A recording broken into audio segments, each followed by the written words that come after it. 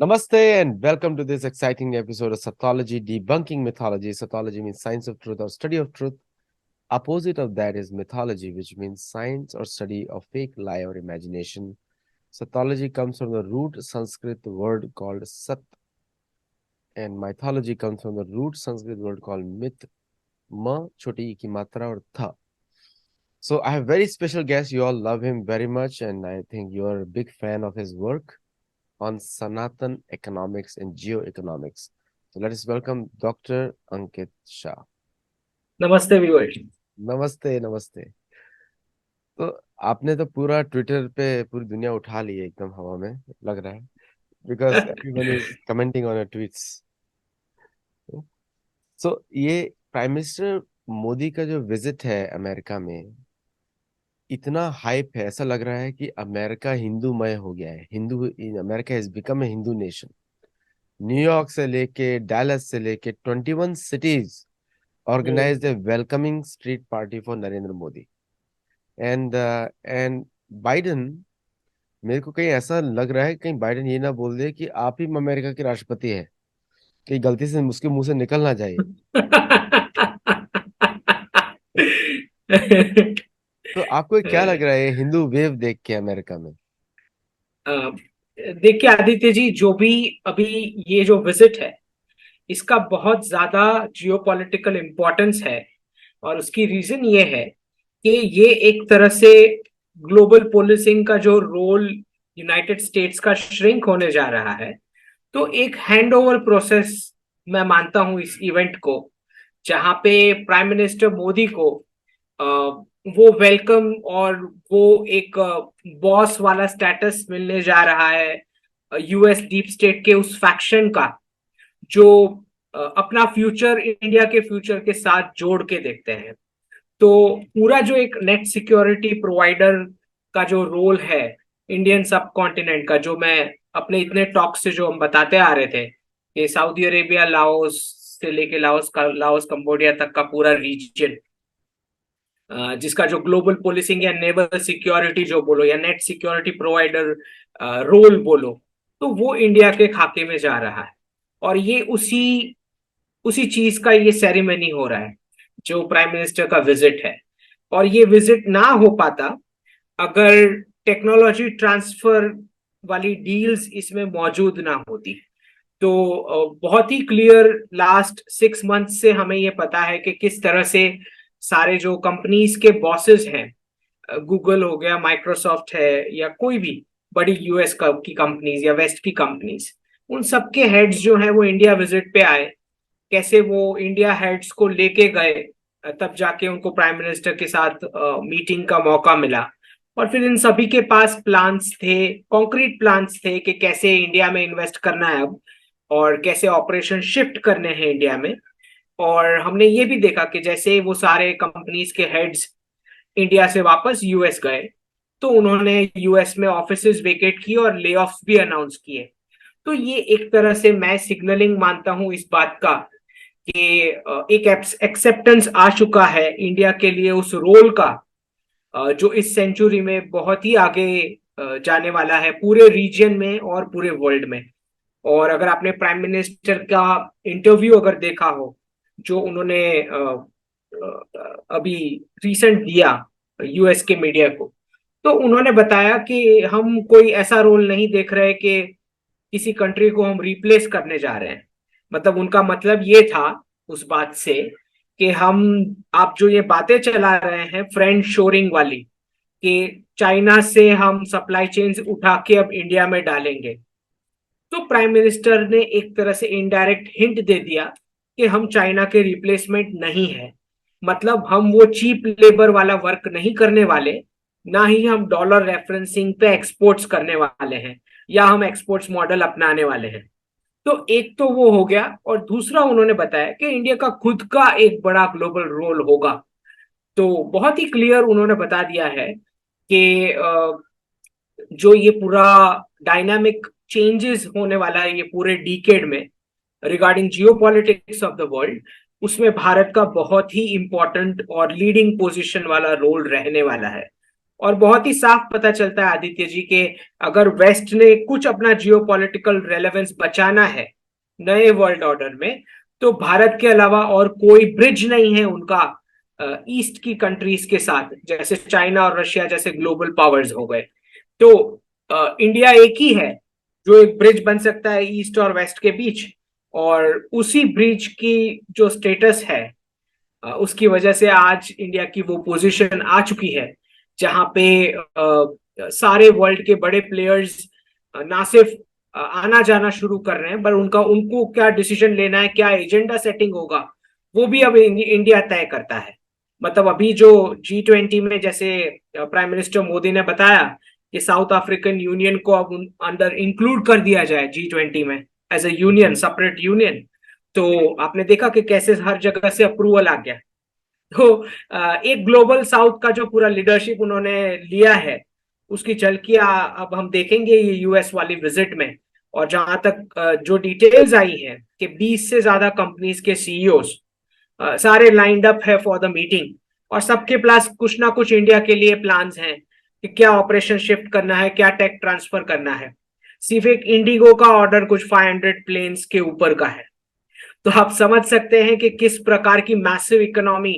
और मैं बता रहा हूं, मैं इंडियन एयरपोर्ट्स की अगर आपको पोजीशन में बताऊं कि इंडियन एयरपोर्ट्स में जब आप लैंड करते हैं तो आप पाएंगे कि बिल्कुल ओवरबर्डनड हो चुके हैं। मतलब इकोनॉमी इतनी बूम हो रखी है कि वो 500 का ऑर्डर्स अब जस्टिफाइड लगता है। 500 प्लेन्स का, जो वर्ल्ड में कभी किसी ने ना सुना हो कि 500 प्लेन्स का एक साथ ऑर्डर। तो और फिर उसके साथ जब हम ये पूरा डी डॉलराइजेशन और डी कोलोनाइजेशन का वेव देख रहे हैं वर्ल्ड वाइड, उसकी वजह से जो एक सनातन इकोनॉमिक्स वाला पूरा इवोल्यूशन हो गया है पूरे वर्ल्ड का, कि because of failing western models, west के इकोनॉमिक मॉडल्स के फेल होने की वजह से आज वो पूरा एक वेव नेचुरल वे में जा रहा है सनातन की ओर, जहां पे सिर्फ मिडिल ईस्ट और चाइनीज नहीं, even the Americans are coming back to live with the parents. वो खुद आ रहे हैं पेरेंट्स के पास रहने के लिए। तो वो जो एक पूरा फियाट डॉलर वाला आर्टिफिशियल वर्ल्ड जो क्रिएट हो गया था, बस वो एंड होने की प्रोसेस में है। वो प्रिंटिंग मशीन बंद होने वाली। मतलब आप बोल रहे हैं मोदी की visit is just confirming that dedollarization is almost ready और कंप्लीट, ऐसा इट है? Is complete, it is complete. क्योंकि आप देखोगे कि रे डालियो से मिलने वाले हैं जो मतलब अगर आप जो कोई भी अगर उनको रे डालियो को सुनता है तो वो बहुत ही क्लियरली कॉन्फिडेंटली बताते हैं कि किस कैसे डीडॉलराइजेशन अब कंप्लीट होने को आ रहा है। तो आप यूट्यूब पे सर्च कर सकते हैं कि कैसे वो बताते हैं कि क्या क्या आगे आने वाला है क्राइसिस वेस्ट में। तो उस उनको मिलने वाले हैं। और दूसरा जो नसीम तालेब हैं, जो ब्लैक स्वान इवेंट के लिए माने जाते हैं, वो थियोरी के लिए जो प्रपोनेंट है वो थियोरी के कि ब्लैक स्वान इवेंट कभी भी आ सकता है, तो means a crisis can come any point in time. तो मुझे लगता है कि वेस्ट आज उस कगार पर है कि crisis can come any point in time. तो ये मीटिंग भी सिंबलाइज करती है कि डी डॉलराइजेशन जो है वो कंफर्म्ड है। और कल मैं कुछ ट्वीट्स बड़े देख रहा था वेस्टर्न ट्विटर हैंडल्स के बड़े बड़े लोगों के, और सबको ही बता रहे थे कि जो इन्फ्लेशन है वो अब अनबेरेबल लेवल्स पे जा चुका है पूरे वेस्ट में। जबकि वो बता भी नहीं रहे, बार बार रिसेशन का डेफिनेशन चेंज कर लेते हैं जब मर्जी पाए। मतलब लास्ट ईयर वो बोल रहे थे कि नहीं, 2 क्वार्टर वाला जो कम जीडीपी है या वो this is not recession, negative. फिर वो बता रहे थे कि कैसे ग्रॉस प्रोडक्ट जो होता है दूसरा एक इंडेक्स दे रहे थे। तो अब वो भी जो नया डेफिनेशन वाला क्राइटेरिया भी अब नेगेटिव में जा चुका है। तो अब या तो वो नया तीसरा डेफिनेशन लाए सबको बताने के लिए कि रिसेशन नहीं है it's already in recession, right. तो अब सबको पता लग गया है कि पोल खुल चुकी है।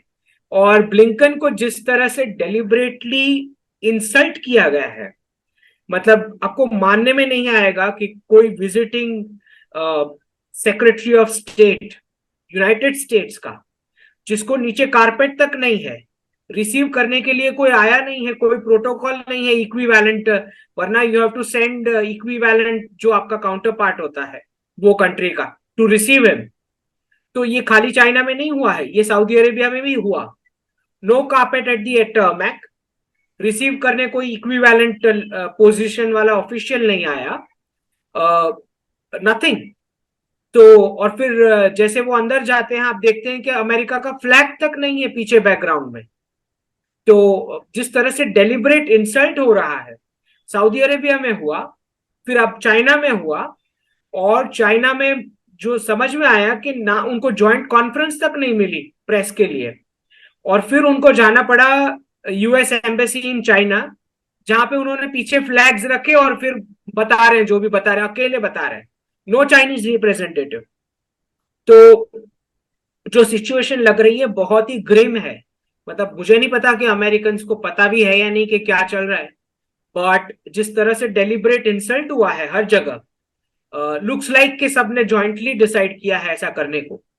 और इसका तो कोई जिक्र नहीं है, मतलब ऐसा कोई इंस्टेंस का हिस्ट्री में कि ये तो खाली इमरान खान के साथ हुआ है पहले, कि उसको एक छोटा सा हैंकरचीफ जैसा कारपेट दिया था when he was landing in US.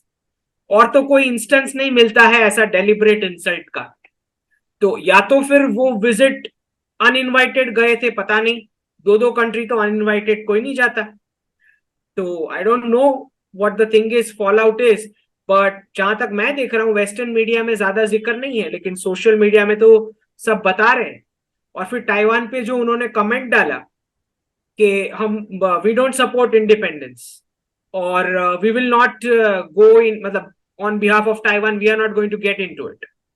तो वो बता रहे हैं कि ताइवान की जो एबिलिटी है डिफेंड करने की, बस उतना ही सपोर्ट करेंगे। तो ये तो वही यूक्रेन वाला मामला हो गया, बकरा बनाने का। मतलब वो ऐसा है कि आप आगे बढ़ो, हम आपके पीछे हैं, और पीछे मुड़ के देखो तो कोई है ही नहीं।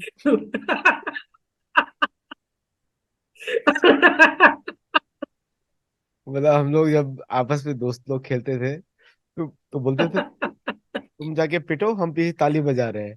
तो वही हालत हो गया यहाँ पे। तो ये मतलब ये खाली ताइवान कॉन्फ्लिक्ट हो के खाली सेल्स ही होना है आर्म्स का, कुछ नहीं और। और वो डील्स होनी है, बस साउथ ईस्ट एशिया की कंट्रीज होगी, वो परचेस करेंगे आर्म्स, दैट्स ऑल। कभी कभी अंकित जी में बड़ा आश्चर्य होता है कि जैसे बहुत सारे जो इंडियन डिफेंस एनालिस्ट हैं, मैं किसी का नाम नहीं लूंगा लेकिन जो लोग दर्शक लोग समझ सकते हैं, बड़ा चिल्ला चिल्ला के बोलते हैं अमेरिकन डिफेंस टेक्नोलॉजी काफी सोफिस्टिकेटेड है, क्योंकि वो ये असैसिनेशन के लोग लिए एक बनी भी है। वॉर, एक वॉर नहीं जीते हैं, एक एक वॉर और नहीं। तो बड़ा आश्चर्य होता है मुझे कि ये लोग कोई पेरोल पे है क्या इनका, like they don't analyse any data कि कि American technology is built for assassination not for winning a war. किसी एक को पकड़ के मार दिया, लेकिन यहाँ पे तो तालिबान के लोग तो बिना बुलेट प्रूफ जैकेट के लड़े, उनसे पिट के भाग गए ये लोग, तो एसील के लोग वहां पे वो भी दाढ़ी बना के रहते थे। क्या ऐसा लगता है कि हॉलीवुड की मूवीज का प्रभाव अमेरिकन फोर्सेस पे पूरा आ गया है आजकल?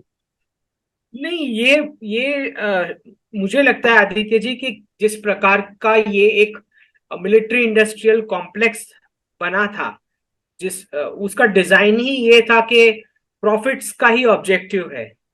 तो उसी के चलते एक भी वॉर, मतलब कितना भी हाईटेक आपके पास वेपन हो, लेकिन आपने जीतना ही नहीं है क्योंकि आपने प्रॉफिट्स कमाना है, तो फिर आप कैसे जीतोगे?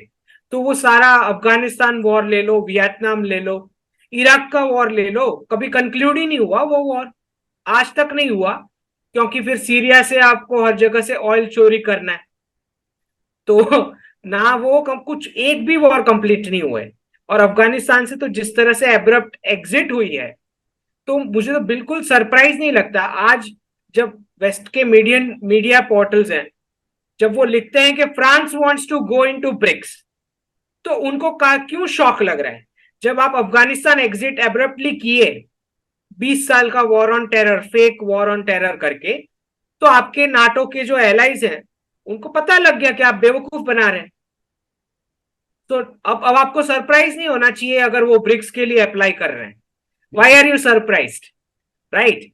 तो बता रहे हैं, बड़ा न्यूज बना के बता रहे हैं कि Macron wants an invitation at the BRICS summit.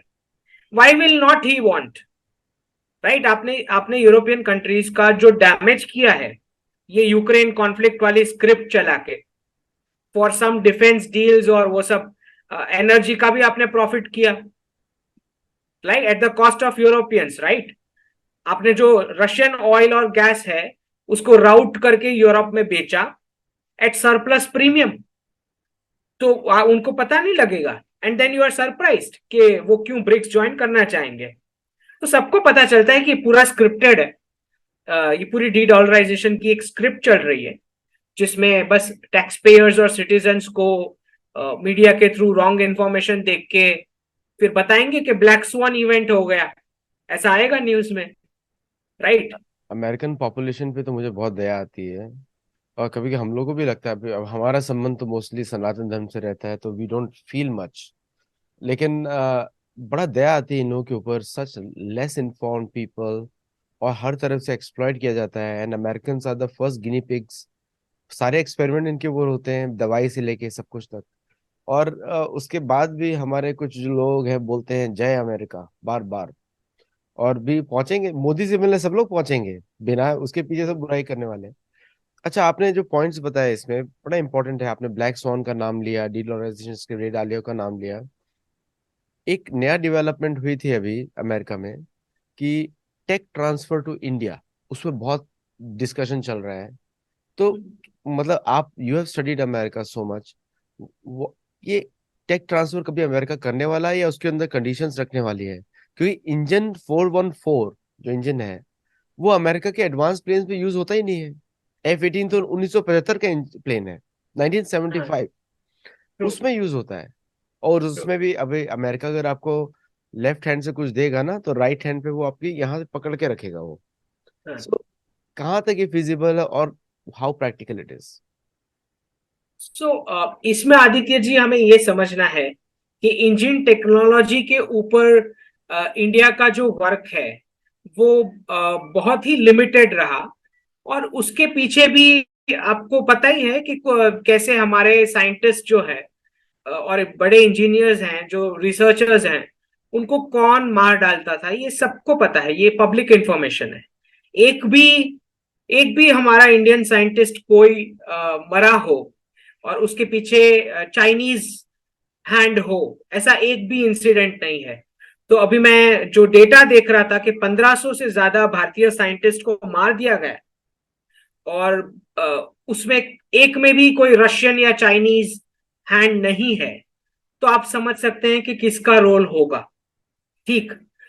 अब आप मुझे ये बताएं कि फियाट डॉलर का जो रोल था कि आईटी सेक्टर को जिस तरह से over the counter federal reserve से प्रिंट कर करके हाई सैलरी लेवल्स दिए गए, उसकी वजह से इंडिया के बाकी की सेक्टर्स जो मैन्युफैक्चरिंग, फार्मिंग और जितने भी सेक्टर्स हैं, उन सब से जो टैलेंट था वो पूरा आईटी सेक्टर में अट्रैक्ट हो गया।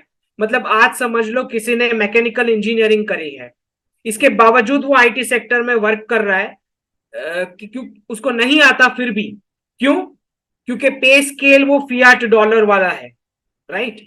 तो यूएस का जो रोल रहा है फियाट डॉलर को इस्तेमाल करके हर कंट्रीज में जो इन्होंने सेक्टर्स तबाह किए हैं, वो बहुत ही बड़ा रहा है।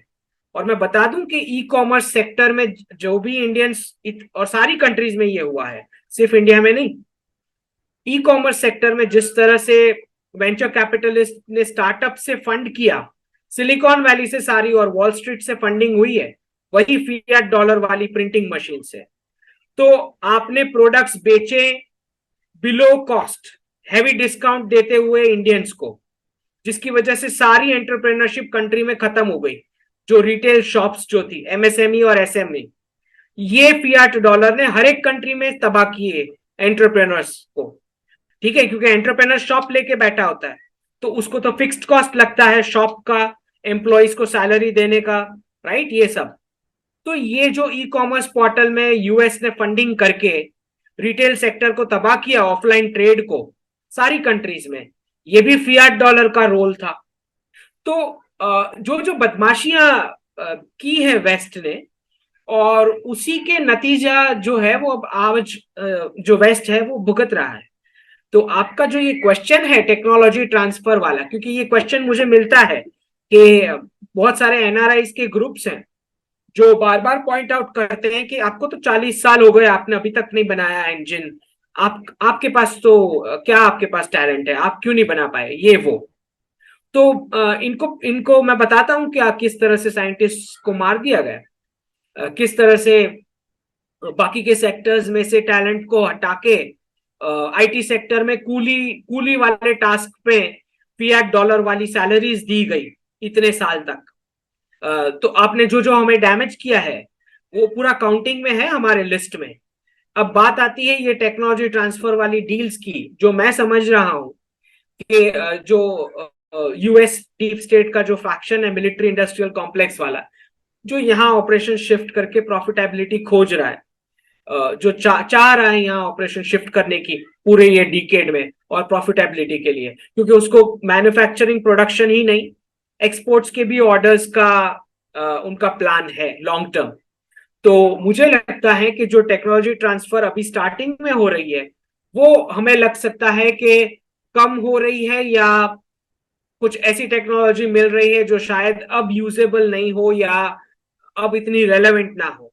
लेकिन हमें इंडिया के पर्सपेक्टिव से लॉन्ग टर्म ये समझना है कि जो एक डाउनस्ट्रीम लर्निंग होती है किसी भी टेक्नोलॉजी ट्रांसफर के प्रोजेक्ट्स की, उसकी वजह से फिर आप अपने हिसाब से अपग्रेडेशन अपने लेवल पे डोमेस्टिकली कर सकते हो। तो मुझे नहीं लगता कि ये बिगनिंग कोई छोटी बिगनिंग है, इसके बावजूद कि शायद उतनी रिलेवेंट टेक्नोलॉजी ना मिल रही हो। क्योंकि मैं मानता हूं कि जब एक सेट ऑफ कंपनीज शिफ्ट करते हैं अपने ऑपरेशंस, तो वो बाकी की कंपनीज को घसीट के लाते हैं। अच्छा, बाय 2025 आप देखोगे कि अगर यूएस एक एक जनरेशन का टेक्नोलॉजी ट्रांसफर कर रहा है, तो जर्मनी और फ्रांस या स्वीडन या यूके पीछे नहीं रहने वाले। बाय 2025 ये लोग कंपटीशन में आते हुए इंडिया को और हायर टेक्नोलॉजी ट्रांसफर ऑफर करेंगे। तो मुझे नहीं लगता कि this is a bad deal at all जो मिल रही है अभी। और कितना हम बेनिफिट ले पाते हैं वो तो बिल्कुल हम पर है। लेकिन एक जो बड़ा एस्पेक्ट है, जो जिसको हम ऑपरेशन और मेंटेनेंस बोलते हैं, जो क्रिटिकल सप्लाईज होती है at the time of crisis, अगर ऑपरेशन मेंटेनेंस की जो पोर्शन है वो अगर ट्रांसफर हो रही है इंडिया में, चाहे किसी भी प्रोजेक्ट या डील में हो, तो उसका बहुत बड़ा महत्व है।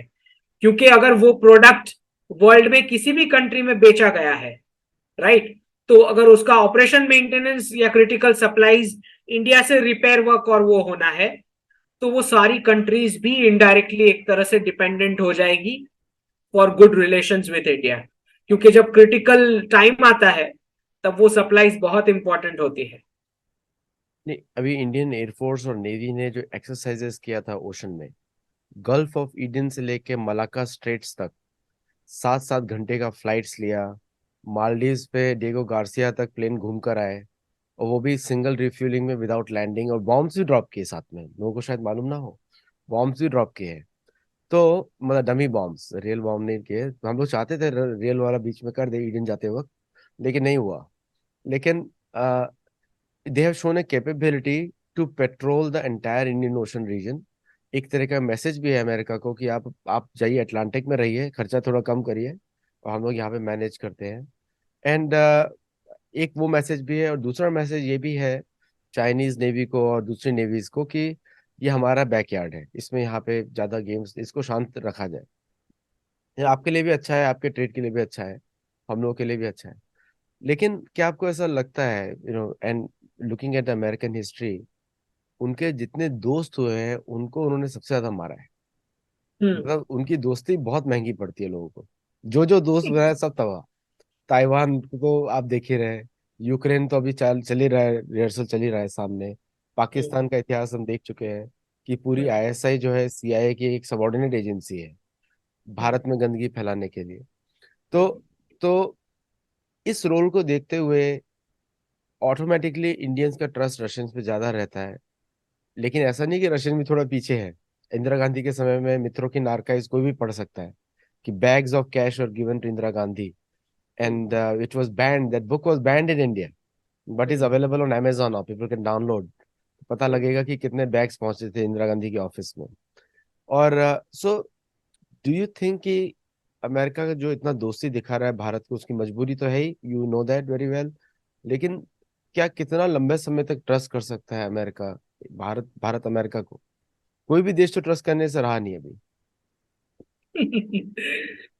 तो हमने कभी भी ट्रस्ट फैक्टर जो है वो अमेरिकन डिप्लोमेसी में कभी उसकी कोई ट्रेस नहीं है, या कोई ऐसा हिस्टोरिकल इंस्टेंस इंडिया और यूएस के रिलेशन में रहा नहीं जहां पे ट्रस्ट फैक्टर का कोई रोल रहा हो कभी भी। तो हमेशा हमेशा से ट्रांजैक्शनल रहा है ये रिश्ता। और जो जो ऑफर्स या अगर मैं बोलूं कि कमेंट्स आई थी यूनाइटेड स्टेट्स से कि भारत जो है वो नाटो प्लस का हिस्सा हो जाए ताकि हमें इजी रहेगा टेक्नोलॉजी ट्रांसफर करना, तो ये बहुत ही मतलब हास्यास्पद सी बातें लगती हैं सुनने में भी कि भारत जो मतलब जिसका सप्लाईज अगर 60-70% रशिया बेस्ड है और नाटो प्लस ज्वाइन करेगा, मतलब शायद आपका दिमाग बिल्कुल काम नहीं करता तभी इस प्रकार के आपको विचार भी आ सकते हैं। तो ये बहुत ही मतलब और फिर फॉरेन मिनिस्टर ने क्लियरली बता दिया कि हम वो नाटो वाली सिस्टम या अलायंस सिस्टम में ही हम जब मानते नहीं है तो हम कहां से नाटो ज्वाइन कर लेंगे। हम तो मानते ही नहीं अलायंस सिस्टम में। वो जो 18th सेंचुरी वाला ग्रुपिज्म वाला कॉन्सेप्ट था, मैंने अपना ग्रुप बना लिया, सामने दूसरा ग्रुप है और मेरे ग्रुप में सब जो मैं बोलूंगा वही चलेगा। हम तो मानते ही नहीं है इस प्रकार की सिस्टम्स में जो 18th सेंचुरी वाली कॉलोनियल माइंडसेट में बनी हो। तो फॉरेन मिनिस्टर ने क्लियर मना कर दिया कि हम कोई नाटो वाले में टेम्पलेट में सेट नहीं होते। तो एक बहुत ही मुझे लगता है कि क्योंकि अमेरिकन सिटीजन्स को हमेशा से इस तरह से उल्लू बनाया जाता रहा है अबाउट एवरीथिंग, चाहे वॉर ऑन टेरर हो या कुछ भी हो। तो मुझे लगता है कि इस ये भी उसी का पार्ट है। और इनको लगता है जो यूएस मीडिया है और वेस्टर्न पूरा मीडिया कलेक्टिवली, इनको लगता है कि हमारे उनकी पब्लिक को उल्लू बनाने में बाकी की गवर्नमेंट ने पार्टिसिपेट करना चाहिए। तो मुझे नहीं लगता कि भारत बिल्कुल भी या जयशंकर जी जो हैं उनको हर बार सिमिलर क्वेश्चंस मिलते हैं, रशिया को आप कंडेम क्यों नहीं करते, ये वो नाटो कब ज्वाइन करोगे, इंडिया अमेरिका, ये रोमांस वाली स्टोरीज। मुझे नहीं लगता कि कोई इंडियन गवर्नमेंट में टॉप टू बॉटम तक कोई ये स्टोरीज में बिलीव करता है कि अलायंस सिस्टम में मानता है।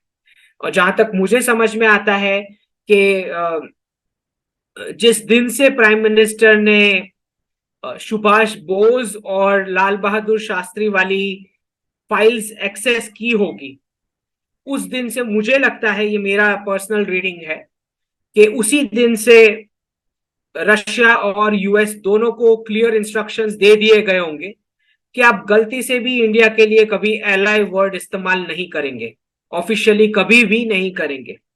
तो मैं मानता हूं कि ये अलाई वर्ड या अलायंस सिस्टम उसमें हम सेट नहीं होते, और उसी की वजह से शायद जयशंकर जी ने वो सारे वर्ड्स कॉइन किए, स्ट्रेटेजिक पार्टनर बोलो या कॉम्प्रिहेंसिव पार्टनर बोलो, जितने भी वर्ड्स कॉइन किए, क्योंकि हम वो एलाई वाले में मानते ही नहीं। क्योंकि एलाई का मतलब वॉशिंगटन में ये माना जाता है कि व्हाइट हाउस से जो भी ऑर्डर निकला है सबने चुपचाप मान लेना है।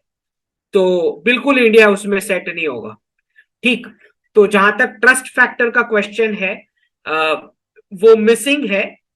और उसकी वजह यह है कि अमेरिका का जो रोल रहा है लास्ट 50 years में, सुबह बोलता है कि India and US are natural partner, दोपहर तक आते आते ह्यूमन राइट्स पे या माइनॉरिटी पे कुछ कमेंट आ जाता है तो बोलते हैं अब सैंक्शन करना पड़ेगा, शाम तक आते आते बोलते हैं चलो कुछ डील करनी है नहीं करनी।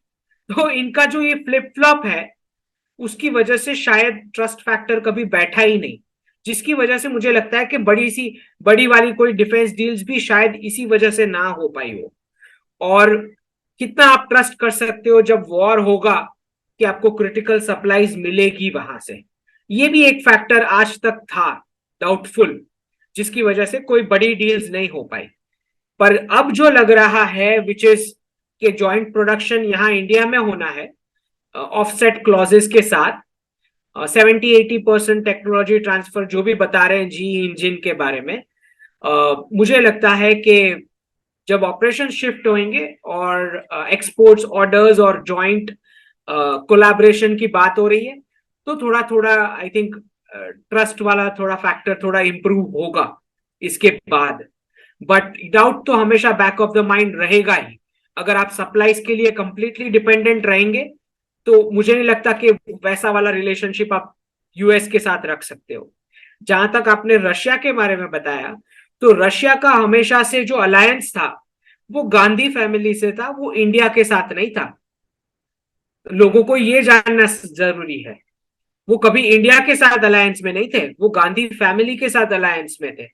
तो मतलब जितनी भी डिफेंस डील्स होती थी रशिया के साथ, उसके ऊपर फिक्स परसेंटेज का करप्शन का किकबैक होता था, जो कांग्रेस पार्टी को मिलता था, और फिर वहीं से इलेक्शन का फंडिंग या जो भी बोलो। तो अगर अगर अलायंस होता इंडिया के साथ, तो 1971 में कश्मीर वाला सॉल्यूशन हो चुका होता। और अगर वो सॉल्यूशन हो जाता तो डिफेंस डील्स नहीं हो पाती रशिया के साथ, फिर तो कोई जरूरत नहीं थी। और अगर डिफेंस डील्स नहीं हो पाती तो फिर कांग्रेस का फंडिंग कहां से आता? राइट, वो डील्स के पैसे से ही रूट होके वापस आता था, जो प्रीमियम पे करते थे वो डिफेंस डील्स पे। तो ये पूरा एक नेक्सस गांधी फैमिली के साथ था, इंडिया के साथ कभी नहीं था रशिया का। तो अब जो है रशिया के साथ जो पार्टनरशिप है और अमेरिका के साथ जो पार्टनरशिप है, उसमें डिफरेंस ये आ रहा है कि Russia is now the richest country in the world, जो हम पेग्ड करेंसी वाला बोल रहे हैं आफ्टर डी डॉलराइजेशन। अगर कमोडिटीज की रैंकिंग के हिसाब से हम जाते हैं, तो आईएमएफ का लेटेस्ट रिपोर्ट है Russia is the richest country in the world. ठीक। और तो अब जो है और फिर 2035 के बाद जो आर्कटिक मेल्ट होगा, उसमें से जो खजाना निकलेगा, और पूरा जो नया सी लेन्स जिस पर रशिया का कंट्रोल होगा आर्कटिक मेल्ट होने के बाद, तो 2040 तक, 2040, 45, 47 तक तो Russia is going to be the richest country in the world. अगर आपको डाइजेस्ट हो रहा नहीं हो रहा वो अलग बात है, बट इट्स अ फैक्ट। ठीक। तो अब जो है भारत का रिलेशनशिप जो है रशिया और यूएस के बीच, उसमें डिफरेंस ये आ गया है कि रशिया के साथ अब बहुत सारी नॉन डिफेंस ट्रेड बढ़ने वाली है, बहुत, बहुत ज्यादा। और यूएस के साथ जो है वो डिफेंस को कोलैबोरेशन बढ़ने वाला है। मैं डील्स इसलिए नहीं कहूंगा क्योंकि मुझे नहीं लगता कि हम आउटराइट कुछ परचेस करेंगे। या तो हम ज्वाइंट प्रोडक्शन और टेक ट्रांसफर करेंगे और फिर यूज में लेंगे, या उसको ज्वाइंट प्रोडक्शन टेक ट्रांसफर करा के एक्सपोर्ट्स करेंगे। मुझे नहीं लगता कि कोई भी ऐसी डील होगी जिसमें 100% हम यूएस के ऊपर डिपेंडेंट हो जाएंगे और रशियन सप्लाईज बिल्कुल बंद कर देंगे डिफेंस की। But over the period of time जो नॉन डिफेंस ट्रेड है वो रशिया के साथ बहुत बढ़ेगा, और हो सकता है डिफेंस से ज्यादा बढ़ जाए in terms of quantity and valuation.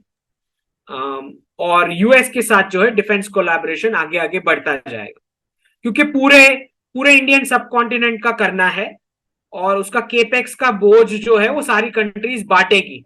Saudi, Iran, India, ठीक है, इधर साउथ ईस्ट एशिया की कंट्रीज, बांग्लादेश, श्रीलंका, मालदीव्स, ये सब सब मिल बांट के ये एक्सपेंडिचर जो है सिक्योरिटी का देखेंगे।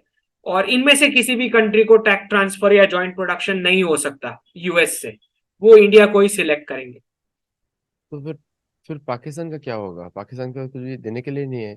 पाकिस्तान का क्या? पाकिस्तान का पाकिस्तान का वही होगा जो यूक्रेन का हुआ, ताइवान का होने वाला है, और फिर वही जो पीओके का होगा, वही होगा पाकिस्तान। अच्छा, इसमें आपने एक एक इम्पोर्टेंट इसमें फॉर द व्यूअर्स कि जो यूके का रोल है, एंग्लो सैक्सन रोल है। एंग्लो सैक्सन बोलना सही है, सैक्सन्स आर जर्मैनिक, सेल्टिक्स और ये भी होते हैं, लेकिन एंग्लो सैक्सन जो रोल है which is played a major role in American foreign policy making, जहाँ पे America became a captive state of the colonial powers like UK. अभी भी है, कनाडा भी है, ऑस्ट्रेलिया भी है। तो ये सारी जो कंट्रीज हैं, और इनको एक ही कंट्री ने मात दी है, वो भारत। भारतीयों को बड़ा प्राउड होना चाहिए। India is the only country. कल मैं एक अर्जेंटीनियन के साथ बात कर रहा था, तो मैंने उसको पूछा what is your language, native language? बोलता है स्पेनिश। मैंने बोला no no no no no, who was living before the Spaniards came there? उनको मालूम ही नहीं है। और वो लोग मजाक बना रहे थे भारत का, और you have so many regional languages. No, according to the numbers, English is a regional language. क्योंकि और Spanish is a regional True. Language. और तो I told them I am proud of Hindi. Hindi is the world's largest spoken language and the maximum literatures are produced in Hindi और derivatives of Hindi. Hindi बोलने वाला गुजराती समझ सकता है थोड़ा ध्यान से सुने तो, हिंदी बोलने वाला मराठी भी समझ सकता है ध्यान से सुने तो, या कोई भी और भाषा समझ सकता है संस्कृत के बेसिस पे देखा जाए. So what is will be the role of UK, जो कि ये सारे वॉर्स भी क्रिएट कर रहा है, और दे प्रोटेक्टिंग देमसेल्व्स और दे प्रोटेक्टिंग वेस्ट के नाम पे जो बात करते हैं वो सिर्फ एंग्लो सेक्सन की बात हो रही है और कोई और बात ही नहीं हो रही. So what is going on. और a country of 25 million people Canada, और अगर देखा जाए तो Uttar Pradesh chief minister is equal to the president of United States. अगर पॉपुलेशन की बात किया जाए कंट्रोलिंग का, इक्वलेंट हो गया. और अगर बात किया जाए तो शायद आंध्र प्रदेश के chief minister is equal to the prime minister of Australia, है ना. और कनाडा की बात किया जाए तो मुंबई म्यूनिसिपल कॉर्पोरेशन का जो चीफ होगा वो कनाडा का प्राइम मिनिस्टर के इक्वलेंट है. तो like if you start putting the population in control, कितने लोग मैनेज कर रहे हैं. So this whole nation state concept is actually destroyed the world. इन्होंने लैंड ज्यादा ले लिया है, रिसोर्सेज ज्यादा ले लिए हैं, और पॉपुलेशन की बहुत ही कम है. अब जब कोई भारतीय कंप्लेन करता है कितनी अच्छी रोड्स है वहां पे, हमारे इधर कैसी रोड्स है, because an inequitable distribution of land nation states के नाम पे. तो do you think this problem created by the Anglo Saxons will go away? See, Aditya ji, over a period of time, when we talk about this entire century, तो मुझे लगता है कि Russia, India और चाइना बैठ के अपना sphere of influence individual decide कर लेंगे कि ये तुम्हारा एरिया है, ये मेरा एरिया है इन्फ्लुएंस का, और इसमें फिर nobody is suppose to interfere. तो ओवरऑल डिकेड्स में जब ये हम चेंजेस देखेंगे तो मुझे लगता है कि बाय एंड लार्ज ये जो मासेस जो आपने बताया कि मासेस की कंपैरिजन में रिसोर्सेस कम है, उसका सॉल्यूशन एक तरह से हो सकता है. दूसरा मेथड है इसके सॉल्यूशन का, जो नया पैक्ट करेंसी वर्ल्ड बनने वाला है, जहां पे बर्डन जो है प्रोडक्शन का या नेचुरल रिसोर्सेस के यूजेज का, वो अब वेस्ट में जाना शुरू होगा, क्योंकि उनको खुद अब प्रोड्यूस करना पड़ेगा नेचुरल रिसोर्सेज यूज करके, और अपनी सिटीज और वो सब पोल्यूट करके भी. ठीक है, तो एक बहुत सारा रिलैक्सेशन आ जाएगा चाइनीज इकोनॉमी में, जो पूरी एक एक्सपोर्ट मशीनरी बन गई थी. बिल्कुल वैसे रिलैक्सेशन आ जाएगा इंडिया में भी, जहां पे हमने देखे कि कुछ वर्टिकल्स जो आउटसोर्सिंग में वर्क करते हैं वो बहुत ही मेंटली ओवरबर्डन रहते हैं, और स्लॉगिंग का एक एटमॉस्फियर सा बन गया था बिकॉज ऑफ दैट हाई पे व्हाटएवर. तो मुझे लगता है कि China and Russia over a period of time उनकी जो कंट्रीज हैं वो थोड़ी थोड़ी थोड़ी लिबरलाइज होना शुरू करेगी, और जैसे ही मैन्युफैक्चरिंग और सप्लाई चेन्स वेस्ट में बिल्ड होना शुरू होती है, तो वहां पे ये जो जितनी भी फ्रीडम्स और डेमोक्रेसीज और ये सब जो बातें चलती रहती हैं, एकदम आउट ऑफ द वर्ल्ड वाले एक्सप्लॉयटेशन जिसको कह सकते हैं कि बहुत हाइपर फ्रीडम की बात होती है, जहां पे वो सब वहां पे वेस्ट में कर्ब होना शुरू होगा. तो overall China and Russia are going to shed communism and pass it on to the US, और मिडिल ईस्ट जो है will shed radicalism and pass it on to the European Union. तो मिडिल ईस्ट भी liberate होगा, China और Russia भी societies liberate होगी, और वेस्ट जो है वो ज्यादा से ज्यादा कम्युनिस्ट और क्या क्या बोलते हैं, more kind of control, social controls, financial controls, और यूरोप में भी more kind of radicalism and that clashes जो उन्होंने क्योंकि इंपोर्ट किए हैं रेडिकल्स मिडिल ईस्ट से. तो ये सोसाइटीज जो है वेस्ट की, जो अभी तक बहुत ज्यादा एंजॉय कर रहे थे फ्रीडम्स एंड डेमोक्रेसी, ये इसलिए मुमकिन हो पा रहा था क्योंकि एक्चुअल प्रोडक्शन कहीं और हो रहा था एशिया में. तो चाइनीज लेबर का जो टॉर्चर था, उसी की वजह से ये यूएस में या यूरोप में weekend offs, 5-5 vacations, social benefits, government care कर रही है एजेड पेरेंट्स की, इनकम सिक्योरिटी दे रही है क्योंकि प्रिंटिंग मशीन वहां पड़ा है, तो नोट्स का. तो ये अब धीरे धीरे अब बंद हो जाने हैं ये सारे बेनिफिट्स, और more and more crisis coming in for the west. तो ये बड़े डिफरेंस आ रहा है। जहां तक यूके का रोल रहता है, तो मुझे जो मैंने प्रेडिक्ट किया है कि 2030 से पहले उसका पार्टीशन हो जाएगा। क्योंकि जिस तरह से एक बहुत ही चीप प्रकार की डिप्लोमेसी रही है, जहां पे उन्होंने पूरे वर्ल्ड से इकोनॉमिक और सोशल क्रिमिनल्स इकट्ठा किए डिप्लोमेसी के बार्गेनिंग चिप के तौर पे इस्तेमाल करने के लिए। जैसे कनाडा में खालिस्तानीज हो गए, यूके में Khalistani Kashmiris, jihadis from Pakistan, ये जितने भी इन्होंने इकट्ठा किए criminals world wide, asylum political criminals जैसे नवाज शरीफ हो गए, राइट। तो हर कंट्री से इन्होंने इस तरह से क्रिमिनल्स वहां कलेक्ट किए हैं, जो अब इनको पता लगेगा कि वो शॉर्ट टर्म चीप डिप्लोमेसी करने का क्या खामियाजा भुगतना पड़ता है लॉन्ग टर्म में। तो ये भुगतेंगे इन्होंने जो, क्योंकि जब आप किसी को किसी ऐसी रेडिकल आइडियोलॉजी को जब आप एंट्री देते हो, तो वो पर्सन अकेला नहीं आता, वो अपने साथ अपनी सोच लेके एंटर होता है आपकी कंट्री में। तो ये आई एम नॉट सरप्राइज्ड कि कल को अगर खालिस्तान की डिमांड कनाडा में ही हो जाए शुरू, तो मुझे सरप्राइज नहीं लगेगा बिल्कुल भी। क्योंकि आपने इनविटेशन दिया, आपने एंकरेजमेंट दिया। तो आपने जो पूछा मुझे कि यूके का रोल क्या रहेगा, मुझे नहीं लगता कि जब नया पैक्ड करेंसी वाला जो वर्ल्ड बना रहे हैं ब्रिक्स के नेशंस, अगर आपने पुतिन का स्टेटमेंट सुना हो कुछ 24 घंटे पहले का, तो व्लादिमीर पुतिन ने जो क्लियर बताया कि मैं कोई वेस्ट को इनवाइट नहीं करने वाला कि आप नए वर्ल्ड में पार्टिसिपेट करो, अगर आपको नहीं ज्वाइन करना कोई नहीं। तो that is a kind of sentiment जो पूरे जितने भी ब्रिक्स के मेंबर्स है सभी में है। जब फ्रांस बोल रहा है कि इनविटेशन दो, तब भी इनविटेशन नहीं मिल रहा है। फिर फ्रांस इंडिया को अप्रोच कर रहा है कि मुझे कैसे भी इनविटेशन ला के दो, ब्रिक्स समिट अटेंड करना है। तो शायद ये उसी बात का रिफ्लेक्शन है कि ब्रिक्स के कोर मेंबर्स तय करके बैठे हैं कि नए वर्ल्ड की डिजाइनिंग में वेस्ट को कोई रोल नहीं मिलेगा। जब वेस्ट को शामिल करना होगा, तो सब कुछ फ्रेमवर्क रेडी होगा उसके बाद ही, मतलब एक फॉलोअर वाला रोल मिलेगा उनको, डिसीजन मेकिंग वाला नहीं मिलेगा। वेस्ट इतना लेक्चर देता है इंडिया को ह्यूमन राइट्स के ऊपर। अमेरिका में नेटिव अमेरिकन की जमीन छीन ली, उनको रिजर्वेशन में डाल दिया, उनको कैदी बना दिया, उनका लैंग्वेज नहीं पढ़ाया, उनकी कल्चर नहीं पढ़ाई, उनकी फूड हैबिट्स नहीं पढ़ाई। और अमेरिका में इतने सारे पिरामिड्स हैं जो कि इनकास और मायंस के हैं, उनको छुपा के रखा क्रिश्चियनिटी बढ़ाने के लिए। और इतने ह्यूमन राइट्स, क्या भारत कभी ये क्वेश्चन उठाएगा? हम लोग तो उठाते रहते हैं एज एन अमेरिकन सिटीजन, हम लोग यही क्वेश्चन उठाते हैं बार बार।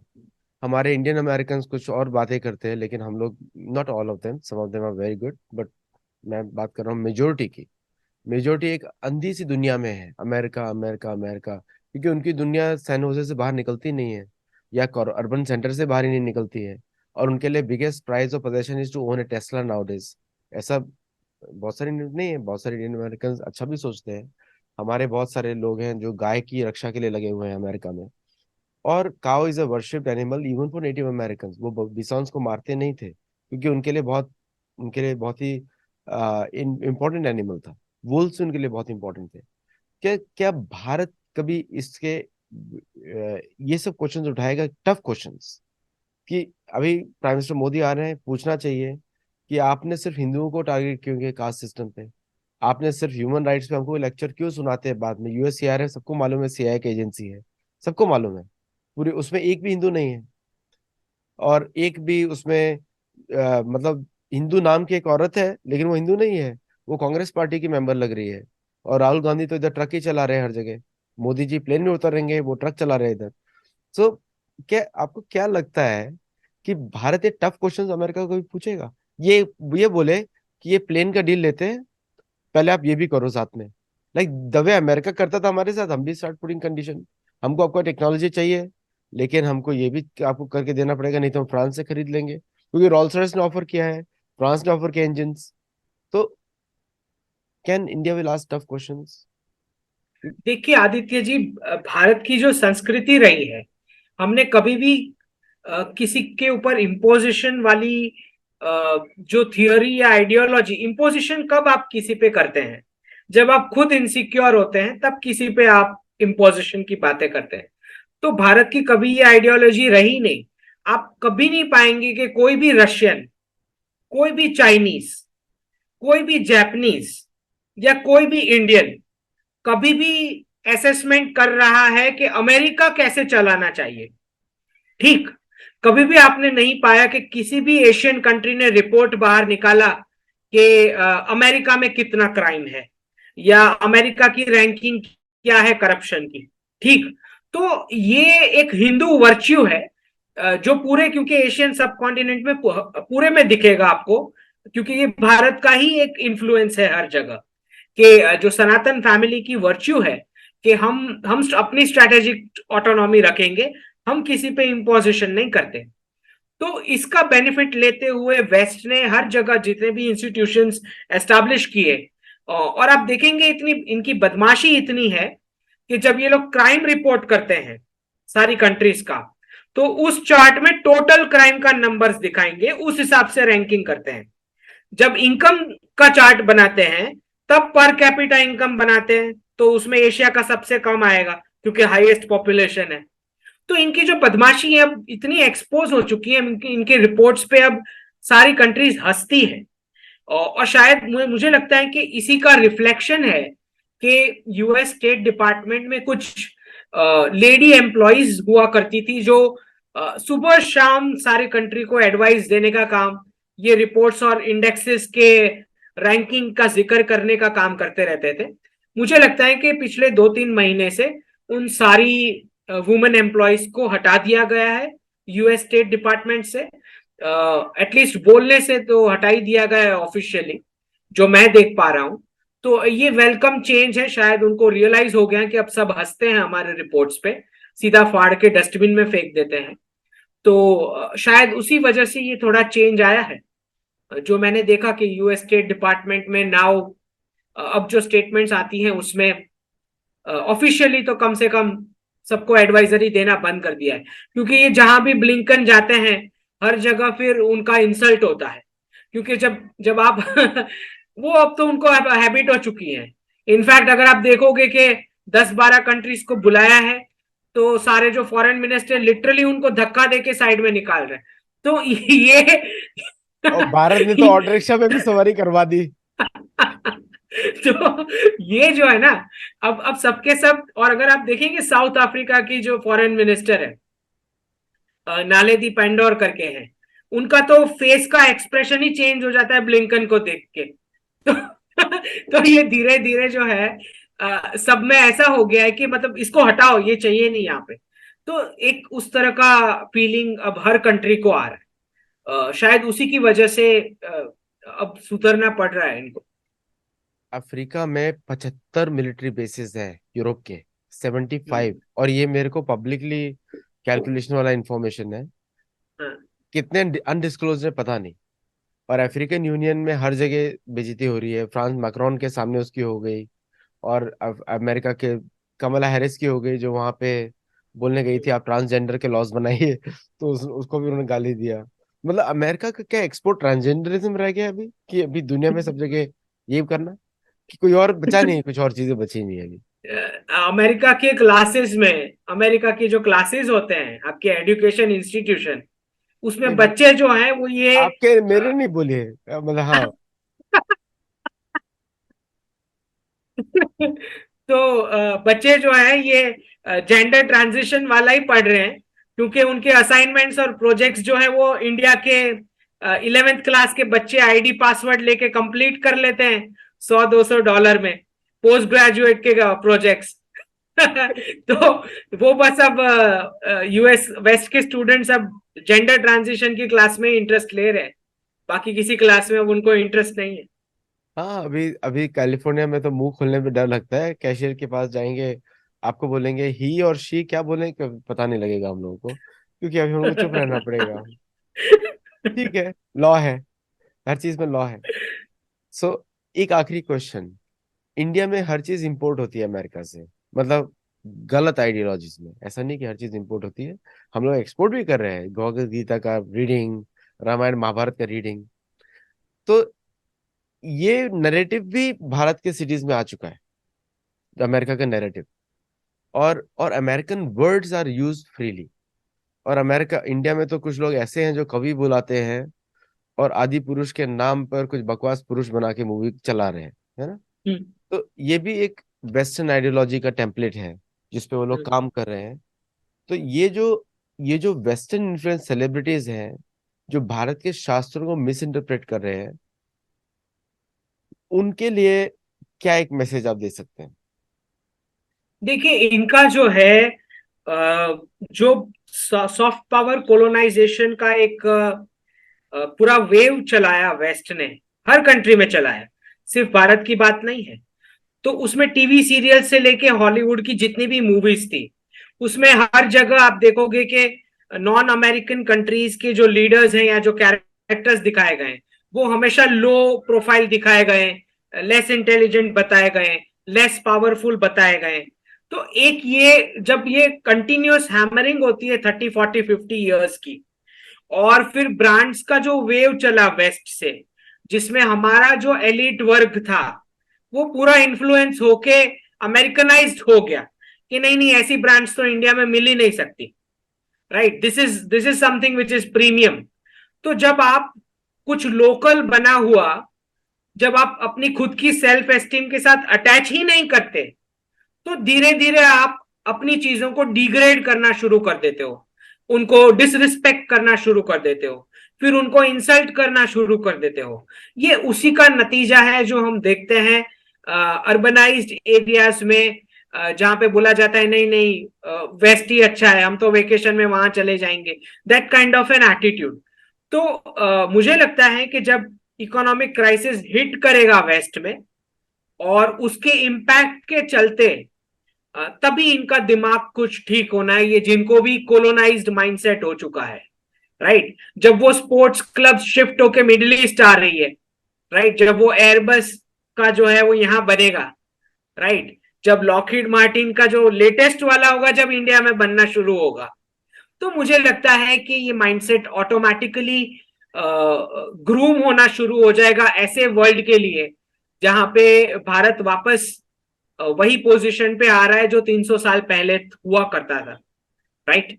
तो इस चेंज को थोड़ा टाइम लगेगा, पर ये होगा जरूर। Thank you, Ankit ji, for sharing such valuable insights.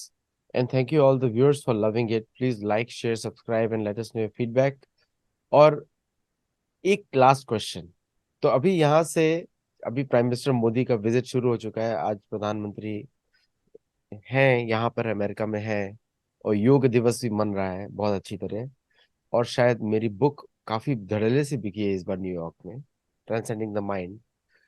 तो अमेरिकन जो रेगुलर अमेरिकन है, मैं इंडियन अमेरिकन की बात नहीं कर रहा हूँ, रेगुलर अमेरिकन है, दे love India because of yoga, vegetarianism is a big thing in America.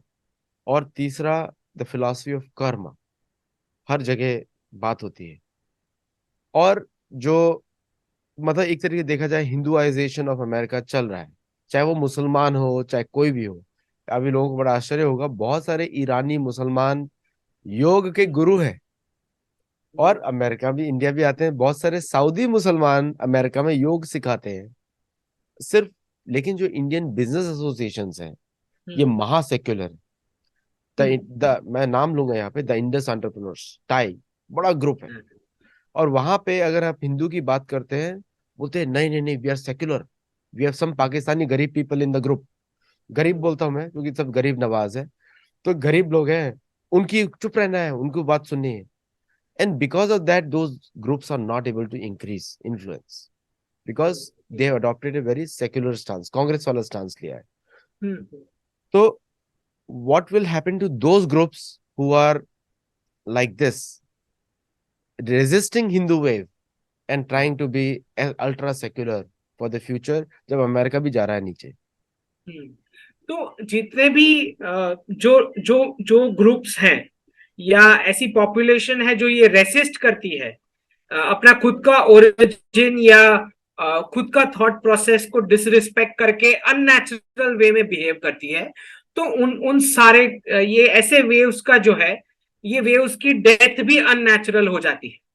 तो मुझे लगता है कि धीरे धीरे अगर वो अपने आप को अडेप्ट नहीं करेंगे नई सिचुएशन से, which is indigenization, digging back the same old culture which you been, अगर आप इससे दूर जाओगे तो आप एक आइडेंटिटी क्राइसिस में जियोगे, जहां पे आपका कोई रिलेवेंस नहीं बचेगा।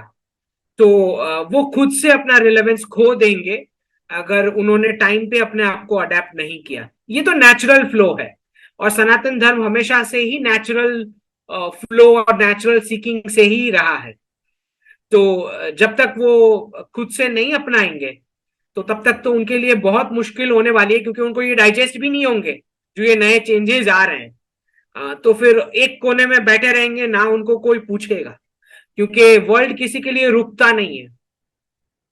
और टाई शुरू किया था हमारे गुजराती भाई ने कीनिया से, कीनिया में अच्छा। हंगर खत्म करने के लिए। ये पर्पस था टाई का। अभी कहाँ से कहाँ आ गए, मतलब गाना होना चाहिए हिंदी का, हम कहाँ से कहाँ आ गए, गाना भी है ना, कहाँ थे कहाँ आ गए। Anyway, so thank you all viewers for watching it, चले। and just enjoy, and me and Ankit just enjoy. Ankit and analyzes, and I just ask questions for everyone including me. Namaste and thank you. Thank you.